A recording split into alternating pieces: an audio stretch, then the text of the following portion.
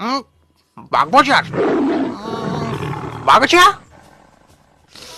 নেই, ওটা বাঘ বাজার না, বাঘ বাজার। বাজারটা বসেছে গঙ্গার বাঁকে, তার থেকে নাম হয়েছে বাঘ বাজার। আর সেই বাঁক থেকেই নাকি বাঘ বাজার। তবে এই যুক্তিটা অনেকে মানতে চায় না। কলকাতা গবেষকরা বলেন যে 18 শতকের প্রথম দিকে ক্যাপ্টেন চার্লস পেরিন, ফরাসি জাহাজের ক্যাপ্টেন, সমুদ্রপথে বিপুল অর্থ রোজগার করে থাকতে শুরু করেন গঙ্গার তীরবর্তী একটি বিশাল বাগানবাড়িতে। যে বাগানবাড়ির একদিকে ছিল হরলাল মিত্র স্ট্রিট আর অন্যদিকে চিতপুর রোড। এবার এলাকাবাসীদের মধ্যে খুব জনপ্রিয় ছিলেন এই পেরিন সাহেব। এলাকাবাসীদের অনুরোধে একটি বাজার বসান এলাকায়, নিজের বাগান বাড়িটিকে ঘিরে। বাগান বাড়িটিকে লোকে বলতো পেরেন সাহাব কা বাগিচা।